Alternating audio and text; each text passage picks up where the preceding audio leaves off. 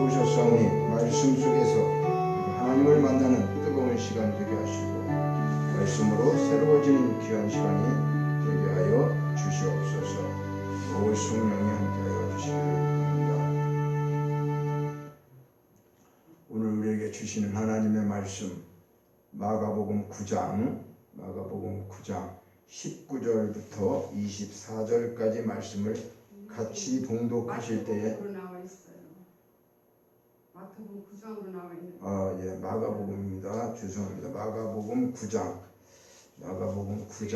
19절로부터 24절입니다. 24절까지 같이 봉독할 때에 성령의 음성을 들으시간다. 인쇄가 잘못됐네요. 마가복음 9장입니다. 마가복음 9장 19절로 24절입니다. 찾으신 줄 알고 마가복음 9장 19절로 24절 말씀을 같이 봉독합니다. 대답하여 이르시되 믿음이 없는 세대여 내가 얼마나 너희와 함께 있으며 얼마나 너희에게 참으리요.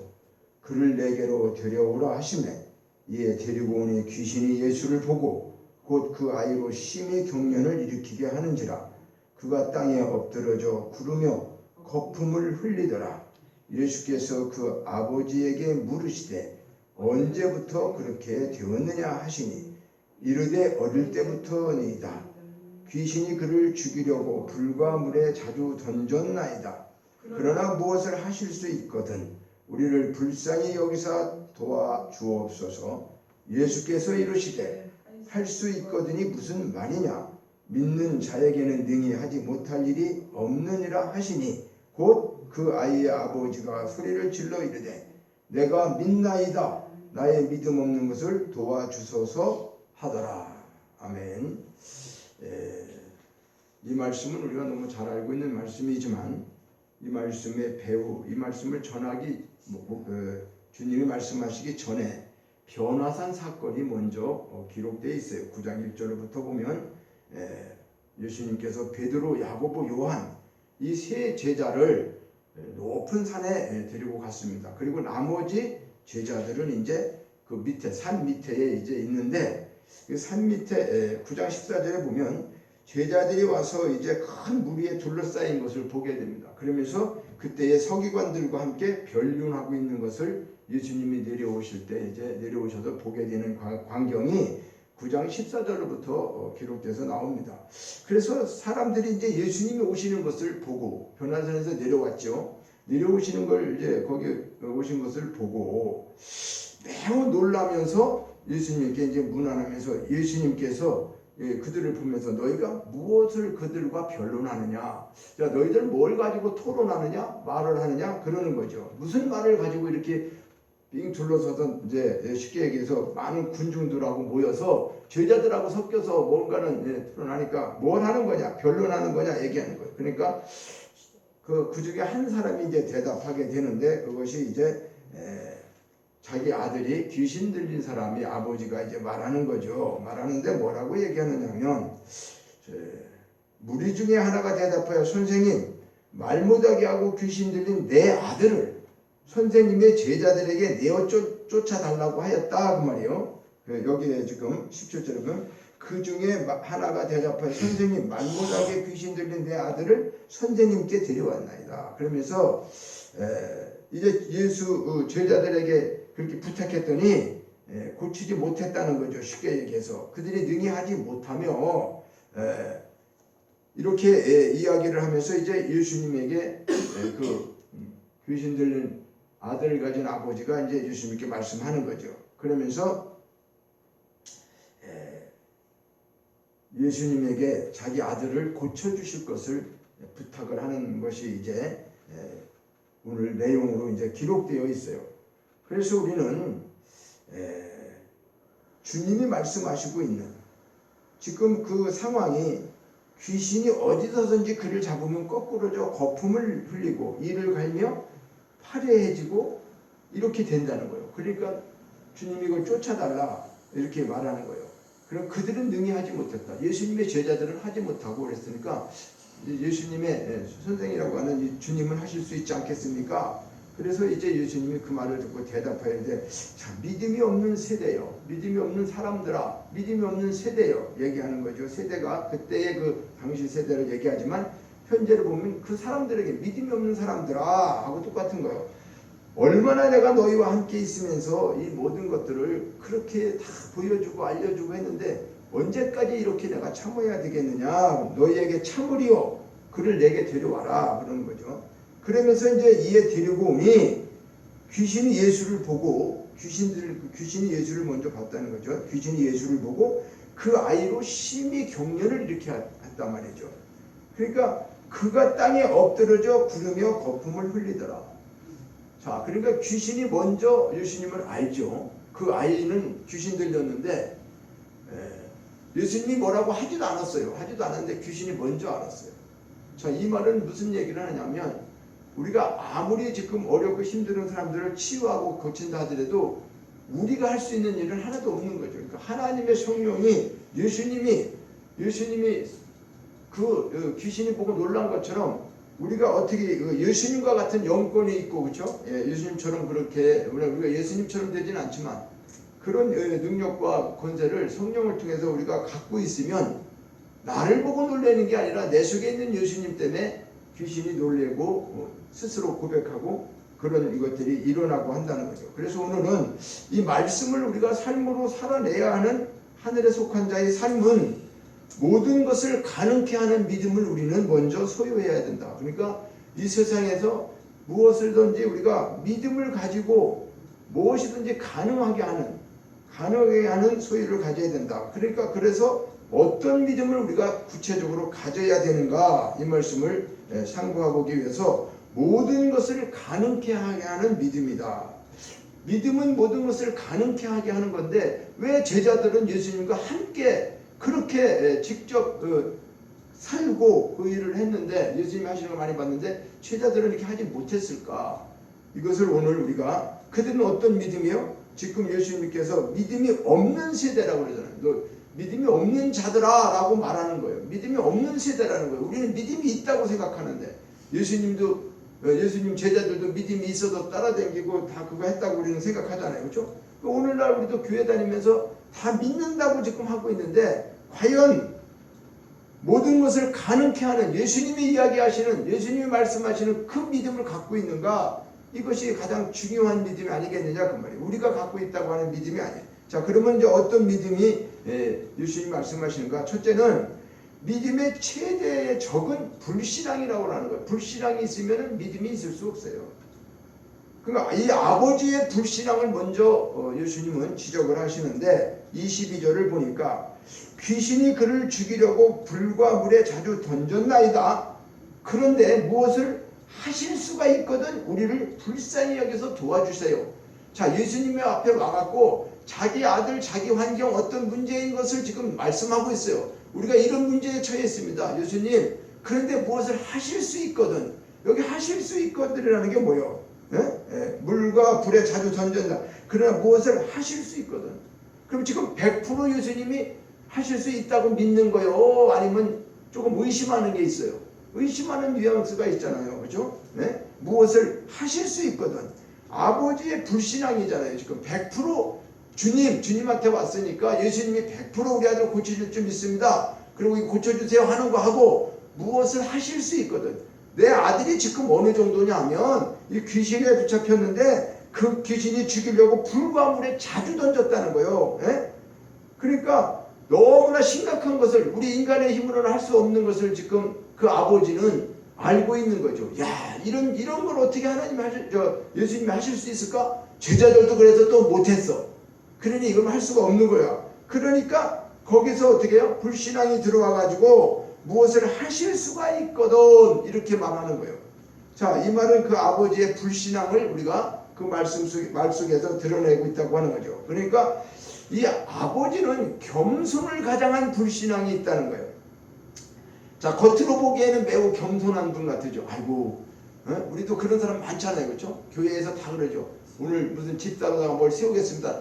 아이고, 저 같은 게 무슨 안수 집사가 되고 장로가 되고 너무 겸손해요. 너무 겸손해서 자격이 안 된다고 하고 뭐를 시키면 못 한다고 하고 막 그래요. 아이고, 기도시키면 아유 저게 무슨 기도를 할 수 있어요? 저는 뭐 그러면서도 지금 믿음이 있다고 하는 거죠. 그렇죠? 그러니까 자기를 실제로 낮춰서 물론 겸손한 것 같은데 그런 것들이 문제가 아니라 믿음으로 우리가 얘기할 때는 믿음에 대한 무엇을 할 때는 겸손을 가장한 불신앙이 얼마나 많은지를 알아야 돼요.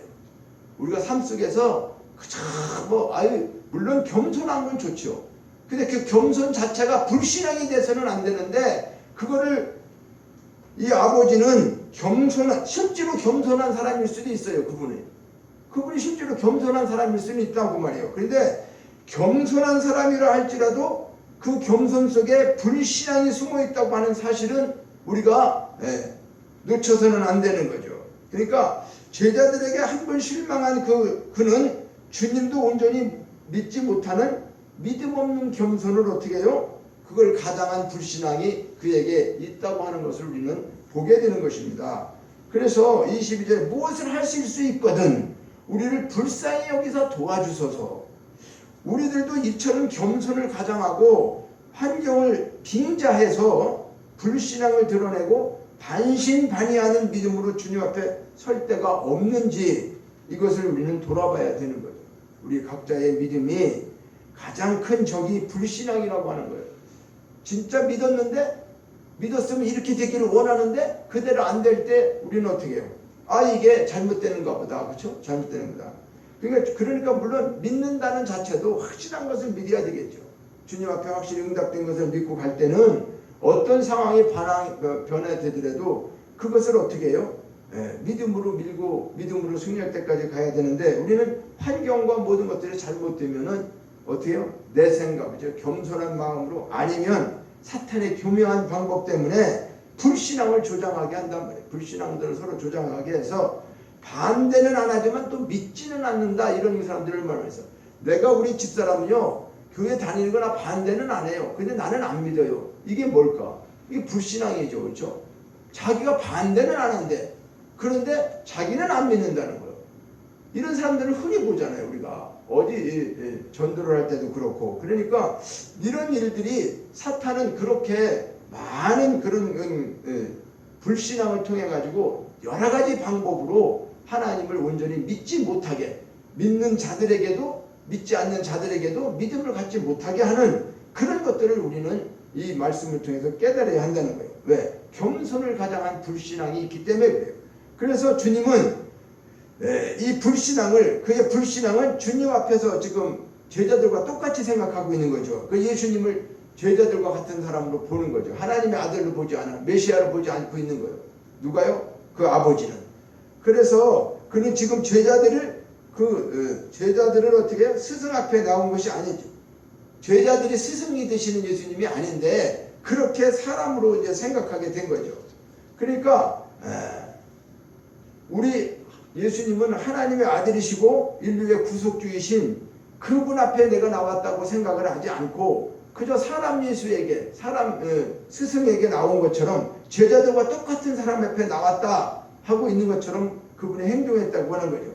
그래서 따라서 본문에서 주님의 꾸짖음은 뭐냐? 주님의 하나님의 아들 되심을 우리에게 다시 한번 명백하게 상기시켜 주시는 내용이 19절에 믿음이 없는 세대여 내가 얼마나 너희와 함께 있으며 얼마나 너희에게 참으리요 지금 말씀하고 있어요. 그렇죠? 그러니까 믿음이 없는 세대라고 우리 주님이 지금 이 세대를 보면서 지금 한탄하고 있는 거죠. 그래서 모든 것을 가능케 하는 믿음을 이제 예수님께서는 말씀하고 있어요. 그러니까 믿음이 없기 때문에 고쳐주는 거 문제가 아니라 뭘 먼저 얘기하는 거예요? 모든 것을 가능케 하는 것이 무엇인가? 이것을 믿음이라고 하는 사실을 지금 23절에 이제 말씀하게 됩니다. 할 수 있거든이 무슨 말이냐? 예수님 고칠 수 있을까요? 우리 아들이 이런데 하실 수가 있으면 좀 어렵지만 좀 고쳐주시겠어요? 얼마나 겸손한 것 같은 말일까요? 그런 것이 틀린 것 같지는 않죠. 그런데 거기에 하실 수 있겠습니까? 라고 하는 이 불신앙에 대해서 예수님은 할 수 있거든이 무슨 말이냐? 믿는 자에게는 능히 하지 못할 일이 없다. 자, 이 말씀은 우리 사람이 사는 모든 일들 속에서 불가능이 믿음의 분량에 의해서 좌우된다는 거예요. 우리는요, 이 세상에 살면서 피조물이잖아요. 그렇죠? 우리가 신이 아니에요. 그러니까 이 세상에서 과학이 아무리 발전하고 의학이 아무리 발전해도 첨단을 달린다고 해도 우리가 할 수 없는 일들이 얼마나 많은지 모르는 것을 깨달아야 돼요. 우리는 사람이 하나님처럼 높아지려고 자기가 다 할 것 같고 막 뭐를 개발하고 머리가 똑똑하고 막 뭐를 만들어내면 대단한 사람으로 추앙을 받아요. 사람들에게. 그런데 그 사람이 알고 있는 한계가 어떻게 해요? 하나님보다 높을 수 있겠어요? 어떤 사람도? 아니죠. 그럴 수 없는 겁니다. 그러니까는 우리는 이 피조물의 한계를 우리는 깨닫고 이 믿음의 분량의 모든 문제나 환경 속에서 주어지는 것들이 무엇으로 해결한다? 믿음으로 해결되어질 수밖에 없다고 하는 사실을 우리는 오늘 이 시간 이 말씀을 통해서 완벽하게 믿어야 됩니다. 왜 그럴까요? 하나님은 전지전능하세요. 우주 만물을 창조하시고 모든 것을 말씀 하나로 창조하시고 있게 하시는 분이에요. 그러니까 이 하나님의 전지전능하신 능력이 창조주 되심을 지금 말씀하고 있고, 주님의 능력이 무슨 바알세불이나 어떤 귀신의 그런 것들을 사용해서 지금 이런 것들을 고치시는 게 아니라고 하는 거죠. 하나님이. 그러니까 전능하신 하나님으로서 하시는 모든 일을 믿으라고 하는 거죠. 하나님을 온전히 믿으라고 하는 그 능력을 보여주시기 위해서 할 수 있거든이 무슨 말이냐? 믿음은 능치 못함이 없다. 이것을 먼저 불신앙을 갖고 있는 자들에게 어떻게 되는 거예요? 그 믿음을 먼저 회복시켜줘야지 믿음으로 이루어지는 것을 보기 때문에 예수님은 그냥 바로 고쳐주시는 게 아니라 그 사람의 태도를 보고 뭘 먼저 가장 얘기하는 거예요? 불신앙에 대한 것을 지금 지적하시죠. 그러면서 하나님의 선하심을 또 나타내는 거예요. 뭐가? 하나님은 선하시고 거룩하신 성품이 있기 때문에 그 예수님이 악의가 없고 인류에게 선을 베푸시기를 원하는 그 하나님을 보여주시면서 그를 의지하고 나오는 자들을 어떻게 해요? 단 한 사람도 거저 돌려보내지 않아요. 우리 예수님은 성경 말씀에 계속 보면은 어떤 병자가 와도 어떤 상황에서도 그들을 다 불쌍히 여시고 그걸 다 도와주시고 고쳐주시고 그렇게 회복시켜서 보내시는 것을 성경에서 우리는 많이 볼 수가 있어요. 자, 그러니까 하나님은 도와줄 준비를 다 언제든지 준비하고 계시는데 우리가 그분 앞에 나오기만 하면 되는데 그분 앞에 나오지 못하고 있는 것은 무슨 일 때문에 그럴까요? 여기서 병을 고친다고 해서 그 사람 단 하나 귀신 들린 그것만을 얘기하는 게 아니라 이것은 영적인 우리의 문제를 말씀하고 있어요. 우리 영적인 문제가 귀신 들린 사람처럼 우리가 어떻게 해요? 혼란하고 이 세상 살아나가면서 주님 앞에 나오면 다 해결받는데 자기 스스로 여러 가지 우상을 섬기고 탐욕과 그런 것에서 끊임없이 넘어지고 쓰러지고. 왜요? 이 지금 아들은 귀신이 그렇게 물로 불로 던졌다고 하는 거죠. 그러면 우리는 물론 그렇게 지금 이 말씀 그대로 귀신 되는 자의 그 모습이 나타나지만 우리도 영적으로 지금 제대로 우리가 되지 않은 상태에서 있는 사람들은 뭐와 똑같은 거예요? 중풍병자다. 중풍병자는 뭐예요? 움직이지를 못하잖아요. 그럼 우리가 영적으로 중풍병자가 될 수 있는 것이고, 눈이 소경이 멀었다면 영적인 눈이 멀어서 아무것도 하늘을 바라보지 못하고 그저 땅의 것만 바라보고 살아갈 수 있는 이런 모든 것들을 비유로 말씀하시고 우리가 영적인 것으로 해석해야지 그저 육적인 어떤 몸을 고치고 귀신을 쫓아내고 그런 한계가 있는 것이 아니라고 하는 거예요. 그러니까 우리가 예수님께서는 하나님의 전지전능하심과 또 하나님의 선하심을 그들에게 보여주시고 말씀하시면서 이제 세 번째로는 믿음의 고백을 받게 되는데, 자 23절에 믿는 자에게는 능치 못한 일이 없다라고 얘기하니까 이렇게 책망에 가까운 말씀을 하니까 그리스도에 대한 믿음의 고백을 이 아버지가 어떻게 합니까? 그 말씀을 믿는 자에게 능치 못함이 없다라고 하니까 24절을 봅니다. 곧 그 아이의 아버지가 소리를 질러 이르되 내가 믿나이다. 이분은 지금 뭐요? 자기가 믿음이 없었다는 거잖아요. 그래서 주님의 지적을 받고 난 다음에 뭐라는 거예요? 내가 믿나이다 지금 하는 거죠. 그래서 내가 믿나이다. 믿음 없는 것을 도와주십시오.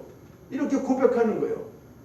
그러니까 내가 믿나이다. 믿음을 고백해야 되는 결정적인 시기가 있는데 우리는 그런 때를 놓쳐서는 안 된다고 하는 거예요. 우리의 믿음의 고백이 되어야 돼. 하나님, 환경적으로는 지금 뭐가 뭔지 모르겠어요. 그러나 나는 믿습니다. 하나님 믿고 하나님이 잘 인도해 주시고 이것을 바르게 할 수 있도록 내게 믿음을 주시옵소서. 나를 불쌍히 여겨 주시옵소서. 지금 어떻게 해요? 그렇게 지금 고백하고 있는 것을 우리가 보는 거죠. 믿음은 고백할수록 성장하게 되는 것이고, 이 사실은 주님께서는 아이의 고통을 통해서 아버지의 믿음을 심어주셨다는 거예요. 아들이 지금 고통되고 있는데 그 아들이 그렇게 고통당했던 것은 지금 뭐요? 그 아들로 인해서 예수님 앞에 그 아버지가 나와서 예수님을 어떻게 해요? 완전히 만나게 되는 거죠. 그리고 믿음이 뭔가를 고백하게 되는 그런, 물론 그렇게 그 아들을 그렇게 만드시라고 쓴 건 아니겠지만은 그런 것을 우리는 저 아들 저거 평생 내 아주 원수와 같고 얼마나 힘들었겠어요. 부모가. 그런 오늘날도 그렇지 않아요? 오늘날도 물론 다는 아니지만 장애자 자녀를 갖고 있는 부모의 마음은 다른 일반 부모들보다 더 많은 애절함이 있고 안타까움이 있고 그렇지 않겠어요? 우리가 그런 걸 주변에서 많이 보죠. 그런데 그것을 진짜 하나님의 눈으로 바라보는 사람은 어떻다는 거예요? 그 장애를 가진 자녀를 하나님이 왜 내게 이런 자녀를 주었나가 아니라 그 자녀를 통해서 하나님의 은혜를 뭘 깨닫는 거죠? 네가 얘를 맡아서 기를 수밖에 없다. 다른 사람은 그런 마음이 안 되기 때문에 내가 얘를 못 맡겨. 너에게 맡긴 거야. 라고 하나님의 음성을 듣고 그것을 감사함으로 지내고 있다고 하는 사람들의 간증을 우리는 가끔가다 많이 들을 수 있어요. 엄청나게 힘든 일들이 많이 있었지만 그걸 다 이기면서 마지막에 그렇게 그런 하나님의 은혜를 깨닫고 고백하는, 간증하는 그런 사람들을 우리는 많이 보게 됩니다. 그래서 실제로 이 믿음의 고백이라고 하는 것은 우리가 물론 모든 것을 살아갈 때 우리는 하나님의 은혜가 아니면 정말 살 수 없는 은혜로 이루어진다고 하는 것을 은혜를 감동하고 이야기하는 건 좋지만 뭐가 돼야 돼요? 그 은혜에 따르는 뭐가 있어야 될까요? 은혜에 따르는 믿음의 고백이 있어야 돼요. 믿음의 고백 없이 입술로 은혜만 그저 계속 얘기한다고 해서 그 사람 믿음이 들어가는 건 아니에요. 믿음을 통해서 은혜의 고백을 온전히 하나님께 올려드릴 때에 이와 같은 모든 일들이 이루어지고 합력해 선을 이루시게 되는 로마서 8장 28절에 말씀하고 있어요. 한 영혼의 구원을 위해서 희생이 된다고 하는 교훈은 그 아들의 지금 이런 병으로 인해서 그 아버지가 온전히 어떻게 해요? 예수님을 만나고 구원받게 되는 그런 역사를 이 말씀을 통해서 보게 됩니다. 이 불신의 고백, 나의 믿음 없는 것을 도와주소서.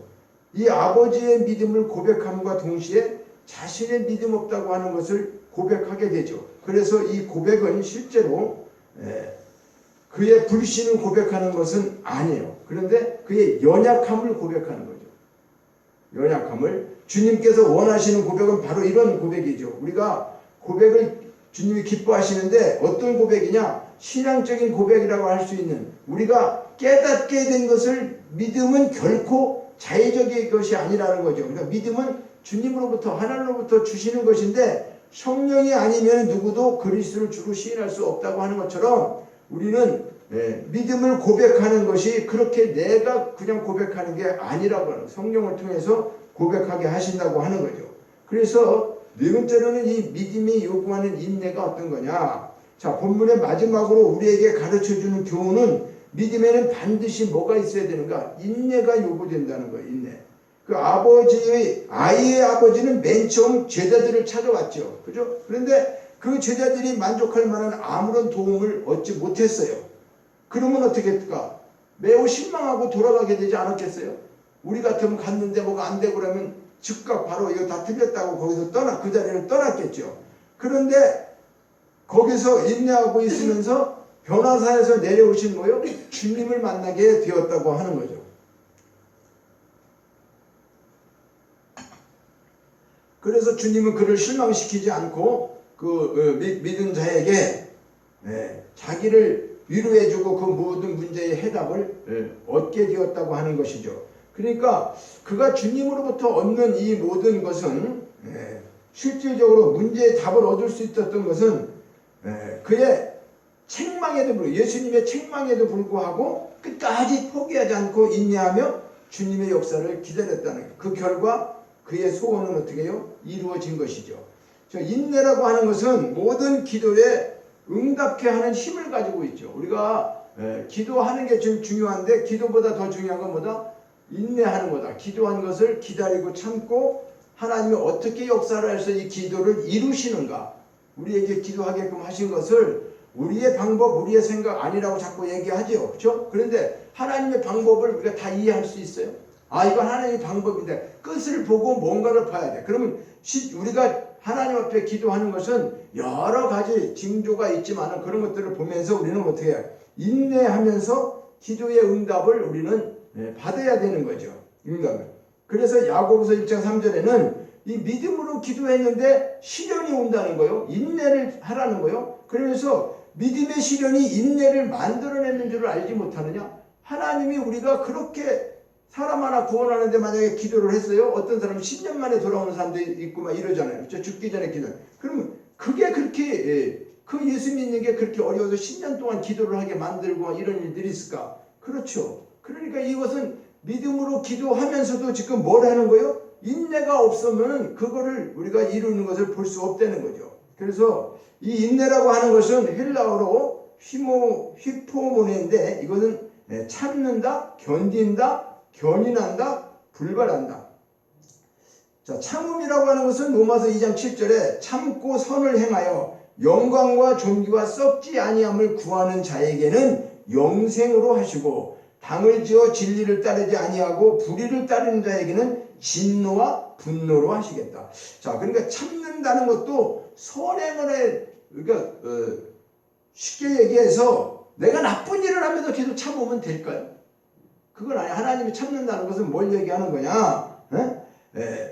영광과 존귀와 썩지 아니함을 구하는 자. 하나님의 영광과 존귀를 구하면서 그 일을 위해서 우리가 힘들고 어려워도 어떻게 해요?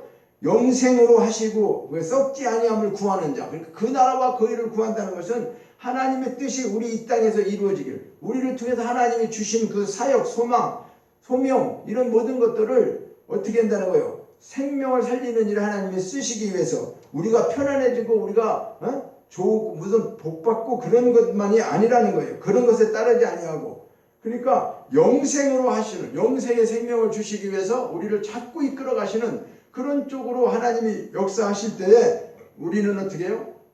그분께 영광을 돌리면서 참아야 된다 하는 거예요. 그런데 불의를 따르는 자는 진노로 그들에게 하시겠다. 분노로, 진노와 분노로 하시겠다. 불의를 따르는 자, 자기 욕심만을 위하고 자기 빙자해서 하는 이런 모든 것들을 얘기하는 거죠.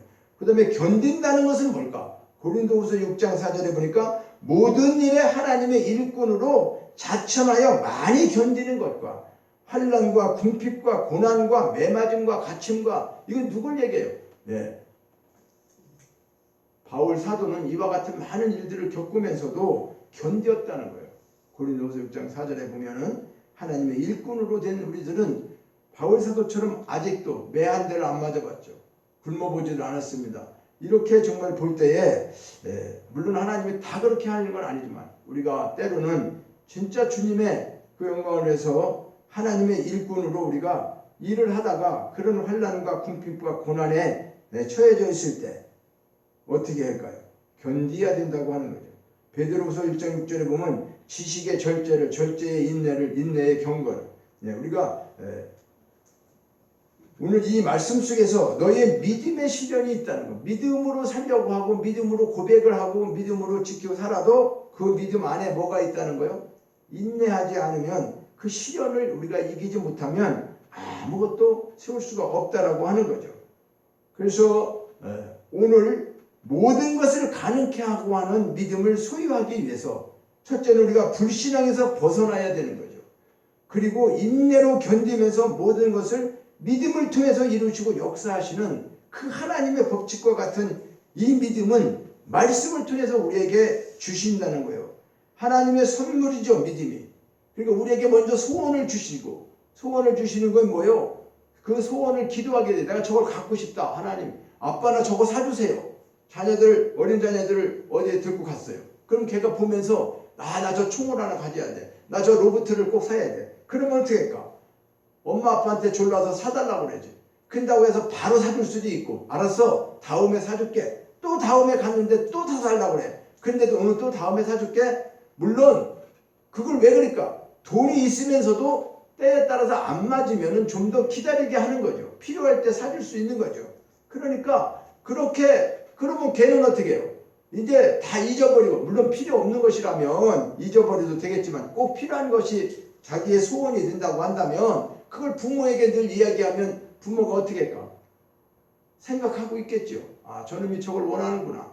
그러면 걔가 사달라 할 때 금방 안 줬어도 기다리고 있으라고 했고 걔가 인내를 하고 참고 기다리고 있으면, 아니면 본인이 안 사줘도 누가? 삼촌이 사줄 수 있고, 작은아버지가 사줄 수 있고, 고모가 사줄 수 있고, 이모가 사줄 수 있고, 이런 모든 것들은 다 뭐야? 하나님이 그들 모든 일을 통해서 주시는 것처럼 오늘 우리도 마찬가지로 하나님 앞에 우리가 하나님이 주신 소원을 가지고 하나님 이렇게 이런 사역, 주님이 하고 싶은 것, 주님의 뜻대로 모든 걸 하고 싶은데 제가 부족하고 이렇게 해서 모든 것이 안 되고 힘들고 이런 문제가 있으니 하나님 어떻게 해요? 저 이거 사주세요. 이거 사주세요. 자녀들처럼 우리는 그냥 이야기하고 기다렸다 그 말이에요. 그러면 그런 경우에 실질적으로 우리 생각대로 기다렸을 때 탁 이렇게 주고 누가 돈 뭉치 딱 가져와갖고 나 응답 받고 왔어요. 이거 주세요. 막 이렇게 되면 또 그런 것도 없지 않겠죠. 어떤 사람이 만약에 그렇죠? 교회를 찾으러 다니다가 이런 교회 제가 당장 계약하고 이럴 경우에 그렇게 응답할 수도 있겠죠. 그 다른 방법으로 응답할 수도 있겠죠. 그러면 결과적으로 우리는 뭡니까? 여기 가서 열심히 한다고 했는데 하지 못하는 그런 문제가 나왔을 때, 교회를 못하게 했을 때 기도했잖아. 하나님 방법대로 모든 것들을 이루어 주세요.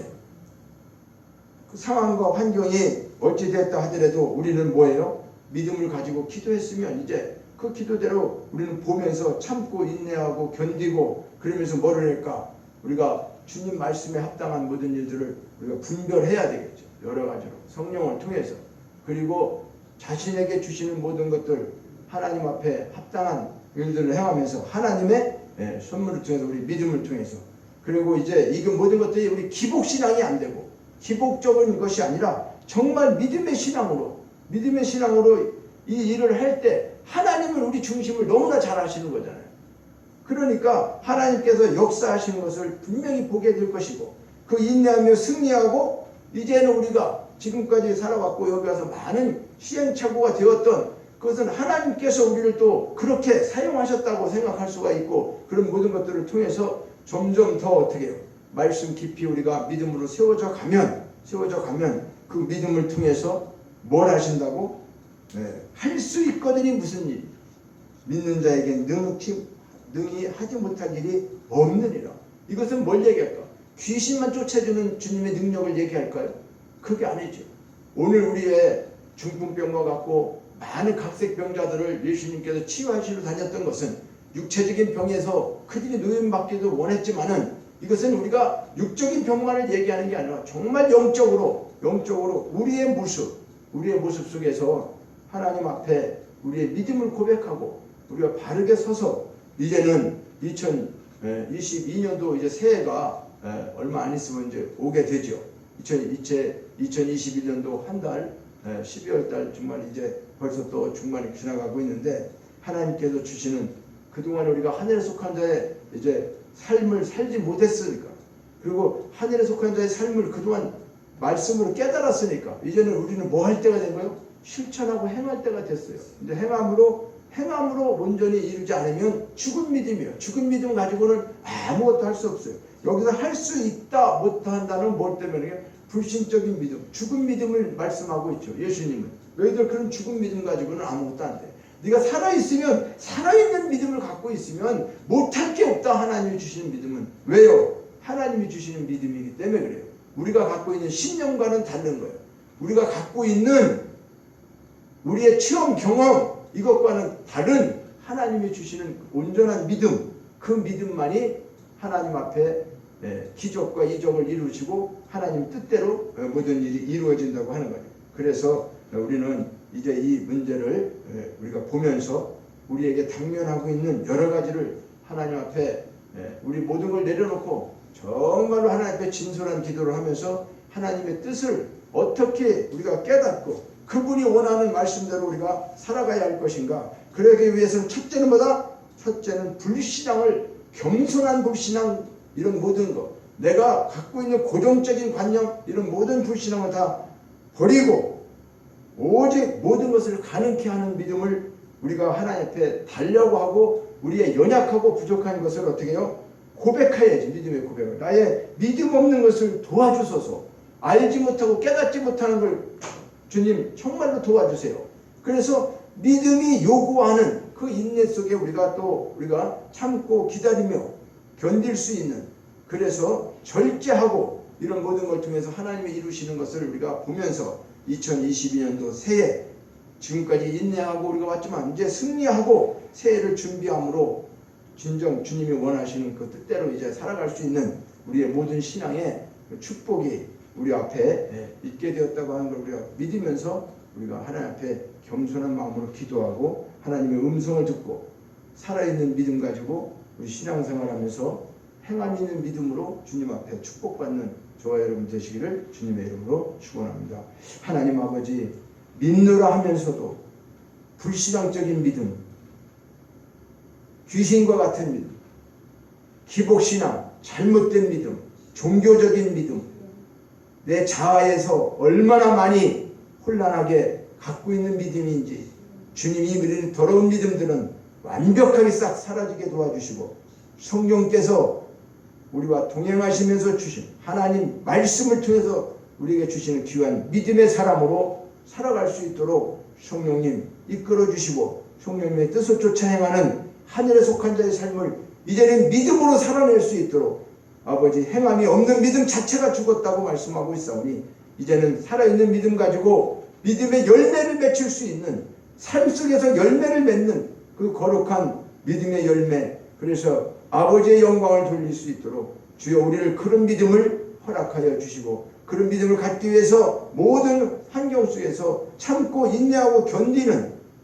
그런 우리의 믿음을 통해서 아버지의 영광을 높이 올려드릴 수 있도록 성령님 도와주시고, 이 아버지 본문의 말씀처럼 믿음 없는 나를 도와주시고 고백했던 이 아버지처럼, 아버지 정말 우리의 믿음 없는 모든 것들을 불쌍히 여겨주시고 우리의 믿음 신앙으로 하나님의 이 역사를 이루는 것을 이제 올 한 해도 주님 은혜 가운데 여기까지 에베네셀로 왔사오며, 주님이 여호와 일의 축복으로 지금까지 우리를 인도하시고 동행하신 거, 임마누엘의 축복으로 하신 거 너무나도 감사를 드립니다.